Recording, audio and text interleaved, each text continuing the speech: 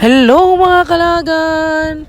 For today's video, magkuhatag udlot sa kamote, fresh from kilid sa balay. Sorry guys, kung grabe kalihok sa video.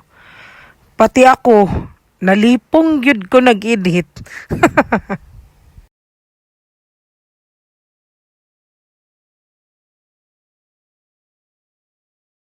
Kaning udlot sa kamote, grabe kayo siya kabongga no? Kay tinanom gid ni sa kong tatay, then kada adlaw ni niya ginadiligan.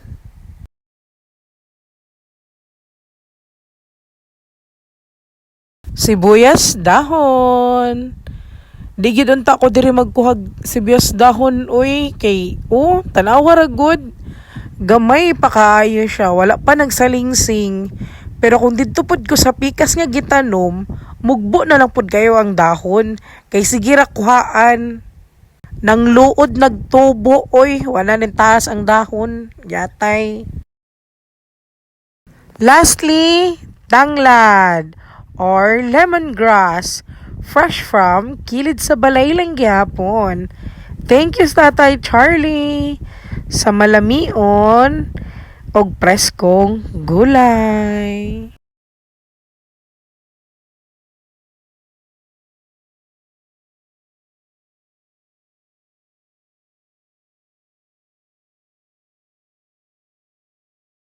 This time, naghagpat kog malunggay. Sayo pa manggod kay ko ani nanguhag mga gulay no. Mo nang gikugihan gyud din akong malunggay ug hagpat. Kinahanglan dahon ra gyud wala gyoy maskin gamay nga bunga.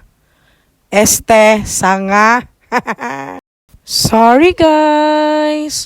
Wala gyud do natuyo. Kapoy na pud edit kay tas-tas na gyud ako na storya. Bahala mo diha, kaboy adjust.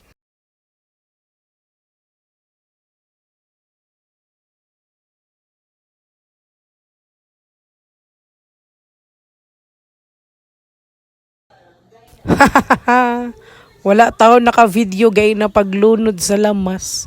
Kay nakalimot kog video. Gikapoy na gyud ko kinabuhi sa content creator. Taraw!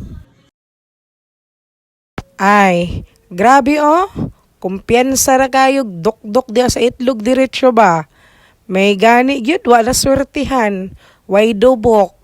Kay kung natoy dubok sayang gyud tanan sudan, yatay lang.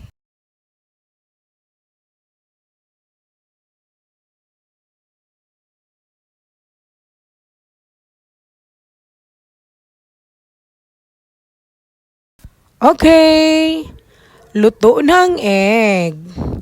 And ibutang na nato ang kamuti tops ug ang malunggay.